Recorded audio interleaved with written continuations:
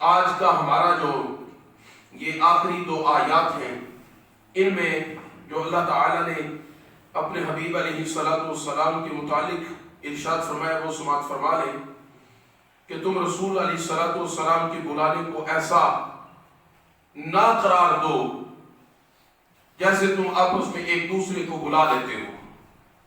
اس کے مختلف معانی محدثین نے مفسرین نے بیان کیے ہیں، صرف اس پر کہ لا تجعلوا دعاء رسول بینکم کا دعاء بعضکم بعضا، کہ تم رسول علیہ السلام کی پکار کو، آپ کے بلانے کو ایسا نہ بناؤ جس طرح تم آپس میں ایک دوسرے کو بلا لیتے ہو۔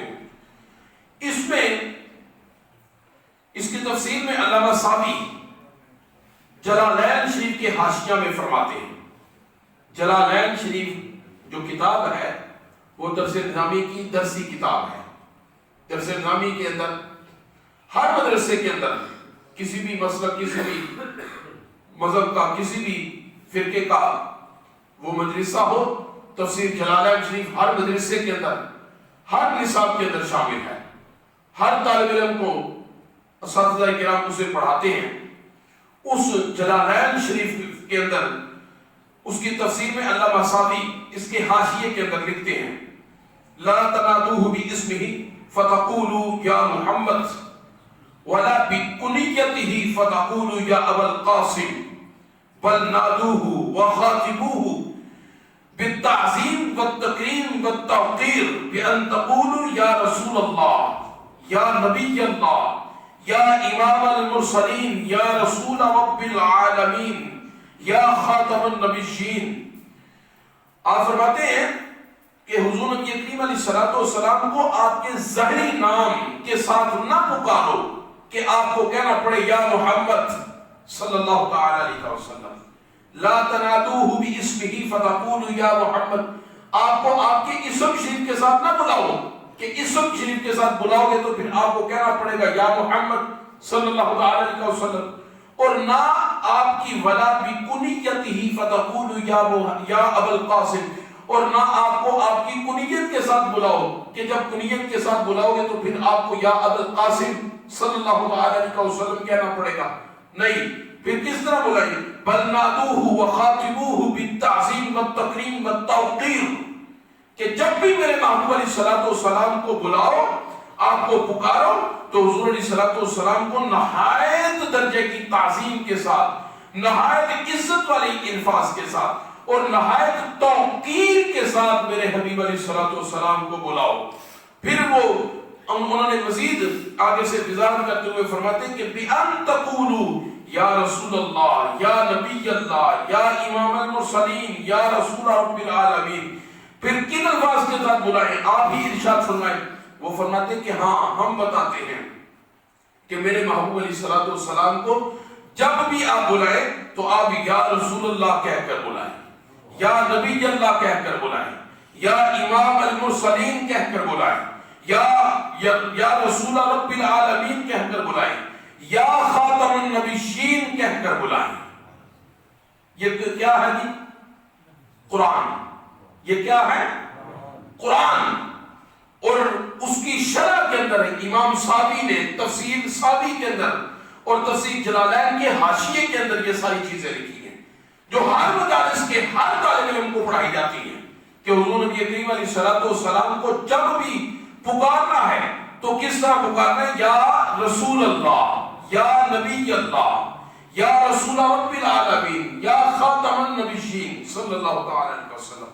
اور پھر آگے فرماتے ہیں وَاسْتُفِيدَ مِنَ الْآيَةِ، اور اس آیت سے ایک یہ بھی فائدہ ہوتا ہے إِنَّهُ لَا يَجُوزُ بِالنِّدَاءِ النَّبِيِّ صلی اللہ علیہ وسلم بِغَيْرِ مَا يُفِيدُ التَّعْظِيمِ لَا فِي حَيَاتِهِ وَلَا بَعْدَ وَفَاتِهِ۔ کتنا پیارا جملہ ہے، مسلک کی ساری عداوتیں ختم ہو جاتی ہیں، یہ جھگڑے ہی ختم ہو جاتے ہیں کہ حضور نبی کریم علیہ السلام کو یا رسول اللہ کہنا ہے کہ نہیں کہنا، کب کہنا ہے کب نہیں کہنا، کیا کہنا ہے کس انداز میں، یہ سارے جھگڑے ختم ہو جاتے ہیں اگر کوئی علم کی خیانت نہ کرے، اگر علم کے ساتھ امانت کرے اور اپنے اسلاف کے ساتھ کی دی ہوئی امانت، علم کی امانت کو صحیح طریقے کے ساتھ لوگوں کے سامنے پیش کرے تو یہ سارے کے سارے فرقوں کے جھگڑے ختم ہو جاتے ہیں۔ آج سے تقریباً 1200 سال پرانے بزرگ ہیں، وہ اپنی کتاب کے اندر یہ لکھ رہے ہیں، وہ فرماتے ہیں کہ وَاسْتُفِيدَ مِنَ الْآيَةِ، اس سورہ نور شریف کی 63 نمبر آیت سے ہمیں یہ ایک فائدہ یہ ہوا أَنَّهُ لَا يَجُوزُ لِدَاعَ النَّبِيِّ بِغَيْرِ مَا يُفِيدُ التَّعْظِيمِ لَا فِي حَيَاتِهِ وَلَا فِي بَعْدَ مَمَاتِهِ وَلَا بَعْدَ وَفَاتِهِ۔ افمت اس سے یہ فائدہ حاصل ہوا کہ نبی علیہ السلام کو ایسے الفاظ سے ندا ہرگز جائز نہیں جو تعظیم کے لائق نہ ہو، نہ آپ کی ظاہری حیات میں اور نہ حضور کریم علیہ السلام کی ظاہری حیات کے بعد قیامت تک حضور کریم علیہ السلام کے لیے ایسے الفاظ کی ندا نہیں جائز جو حضور علیہ السلام کی بارگاہ اقدس میں لائق تعظیم نہیں ہے۔ یہ جلالین شریف کے پارہ 18 سورہ نور آیت نمبر 63 کے اندر یہ سارا درج ہے، اور جلالین شریف کا صفحہ نمبر 302 ہے، جس پر میں یہ نقل کر کے لایا ہوں کہ جلالین شریف کے 302 نمبر صفحے کے حاشیے میں امام صافی رضی اللہ تعالی عنہ نے یہ ساری چیزیں نقل فرمائی ہیں۔ اور پھر آگے سنن ابن ماجہ شریف میں اللہم انی اسألک واتوجہ الیک بمحمد نبی الرحمہ یا محمد صلی اللہ تعالی علیہ وسلم انی قد توجہت بک الی ربی فی حاجتی هذه لتقضى اللہم فشفعہ فیش۔ حضور کریم علیہ السلام کی بارگاہ اقدس میں جب وہ نبی نہ آیا اور اس نے حضور علیہ السلام کی بارگاہ اقدس میں شفاعت کی، سفارش کی، تو آقا علیہ السلام نے اسے یہ دعا سکھائی کہ اللہ تعالیٰ کی بارگاہ اقدس میں اس دعا کے ساتھ دعا کرو اور اللہ تبارک و تعالیٰ اس دعا کے صدقے سے تیری بینائی لٹا دے گا۔ انہوں نے پھر یہ دعا مانگی جسے سنن ابن ماجہ شریف کے اندر انہوں نے نقل کی ہے۔ سنن ابن ماجہ شریف کی جلد 2 کتاب الصلاۃ باب ما جاء فی صلاۃ الحاجہ صفحہ نمبر 157 پر یہ دعا اور یہ روایت موجود ہے۔ حضور علیہ السلام نے ارشاد فرمایا کہ اللہ تعالیٰ سے دعا کرو اللہم انی اسألک، اے اللہ میں تجھ سے سوال کرتا ہوں واتوجہ الیک بمحمد نبی الرحمہ، اور اپنے حضور محمد کریم علیہ السلام کے صدقے سے تیری بارگاہ میں متوجہ ہوں، جو نبی رحمت ہیں، ان کے وسیلے سے تیری بارگاہ میں متوجہ ہوں۔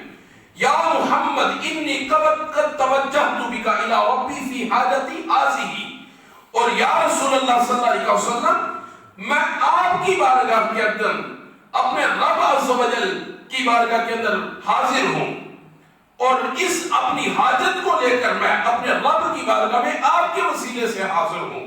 کس لیے حاضر ہوں؟ لِتُقْضَى، تاکہ میری یہ عرضی قبول ہو جائے۔ اللہم فشفعہ فیش، اے میرے مولا اپنے حبیب علیہ السلام کی وسیلے سے ان کی سفارش سے میری اس سفارش کو اپنی بارگاہ میں قبول فرما۔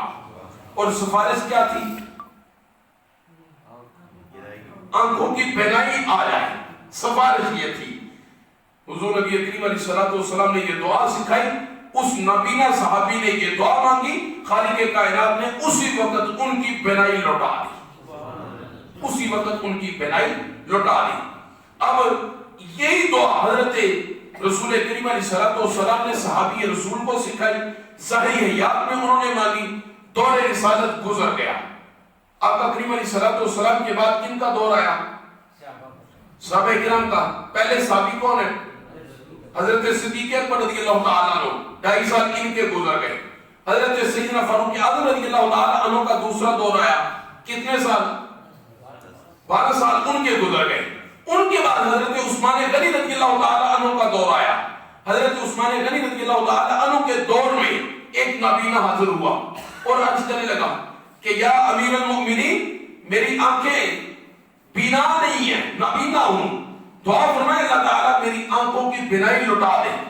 حضرت عثمان غنی رضی اللہ تعالیٰ عنہ نے یہی دعا جو حضور نبی کریم علیہ السلام نے اپنے صحابی کو اس وقت فرمائی تھی، عثمان غنی رضی اللہ تعالی عنہ نے ان سے فرمایا کہ جاؤ مسجد کے اندر جاؤ اور 2 رکعت نماز ادا کرو، اور 2 رکعت نماز ادا کرنے کے بعد یہی دعا اللہ تعالیٰ کی بارگاہ میں کرو کہ یا محمد انی قد توجہت الی ربک فی قد توجہت بک الی ربی فی حاجتی ہذہ، اے پیارے محبوب علیہ السلام اپنے رب کی بارگاہ میں آپ کے وسیلے سے حاضر ہوں تاکہ میری یہ دعا قبول ہو جائے۔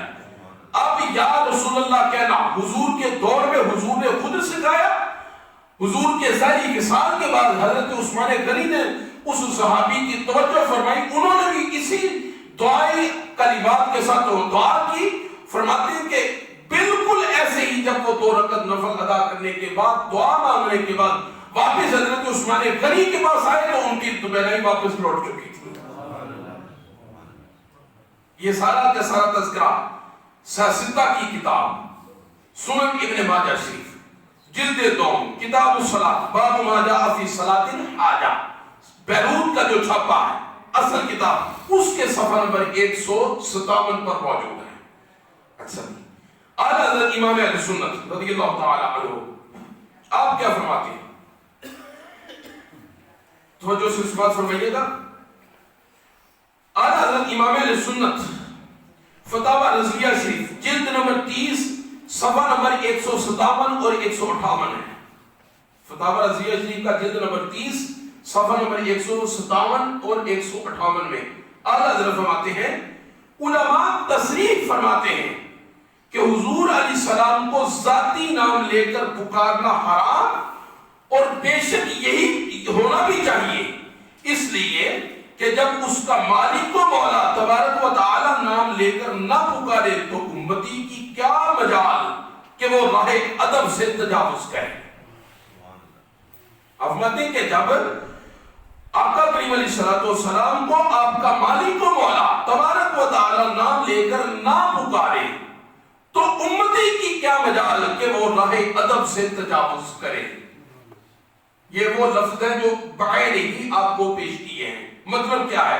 یعنی حضور کریم علیہ السلام کو جب اللہ تبارک و تعالی یا محمد صلی اللہ علیہ وسلم آپ کا ظاہری نام اس میں گرامی لے کر نہیں پکارتا، جس کو حق بھی ہے، جو مالک و مولا بھی ہے، جو قدرت والا ہے، جو اگر پکارے تو کوئی اس میں مذائقہ نہیں ہے، جب وہ نہیں پکارتا، اب مالک نہیں پکارتا تو مملوک کا کیا حق ہے، خادم کا، غلام کا، امتی کا کیا حق ہے کہ وہ حضور کریم علیہ السلام کو آپ کے ظاہری نام اس میں گرامی کے ساتھ پکارے۔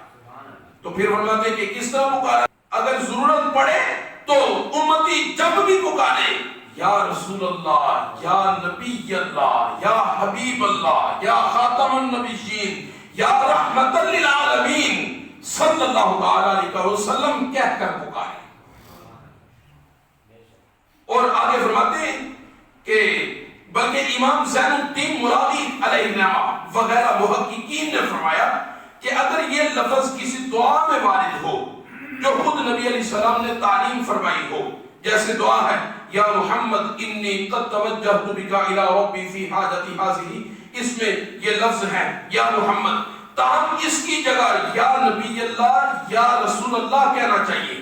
حالانکہ الفاظ دعا میں تغیر نہیں کی جاتی، ہمارے کہ جو حضور علیہ السلام نے جو الفاظ سکھائے ہیں اس میں تغیر و تبدل حالانکہ نہیں ہو سکتا، مگر اس دعا کے اندر چونکہ یہ لفظ ہے اس لیے اس کی جگہ پر یا رسول اللہ کہنا چاہیے۔ اعلیٰ حضرت بات ہے کہ کیا کہنا چاہیے؟ کیا؟ یا رسول اللہ کہنا چاہیے۔ یہ مسئلہ مہمہ یعنی اہم ترین مسئلہ ہے جس سے اکثر اہل زمانہ غافل ہیں، واجب الحفظ ہے، اسے یاد کرنا لازم ہے، واجب ہے۔ اعلیٰ حضرت امام اہل سنت کی یہ صحت فتاوی رضویہ شریف کی جلد نمبر 30 اور صفحہ نمبر 157 158 پر، اور اس کے علاوہ تفسیر جلالین، تفسیر صراط الجنان صفحہ نمبر کے 51 52 پر یہ سارے مسائل موجود ہیں۔ حضور نبی کریم علیہ السلام کو ندائے یا رسول اللہ کہہ کر جو آج معاشرے کے اندر ایک فتنہ برپا کیا جاتا ہے، لوگوں کے اندر اس مسئلے کو مشکوک ٹھہرایا جاتا ہے کہ آج کے اس دور میں ہم یا رسول اللہ صلی اللہ تعالی علیہ وسلم اس ندا کے ساتھ پکار سکتے ہیں، کہہ سکتے ہیں یا نہیں کہہ سکتے؟ اس مختصر وقت کے اندر آپ کی بارگاہ میں اس کی وضاحت پیش کی گئی۔ تمام محدثین، مفکرین، ہمارے اکابرین اس پر متفق ہیں کہ حضور نبی کریم علیہ السلام کو جب بھی پکارا جائے نہایت ادب کے ساتھ، نہایت تعظیم کے ساتھ اور نہایت تعظیم والے الفاظ کے ساتھ پکارا جائے۔ آقا کریم علیہ السلام کو آپ کے ظاہری نام نامی اس میں گرامی کے ساتھ یا آپ کی ظاہری کنیت کے ساتھ امتی کے لیے جائز نہیں ہے کہ وہ پکارے۔ اللہ تبارک و تعالی ہمیں عمل کرنے کی توفیق نصیب فرمائے۔ وما توفیقی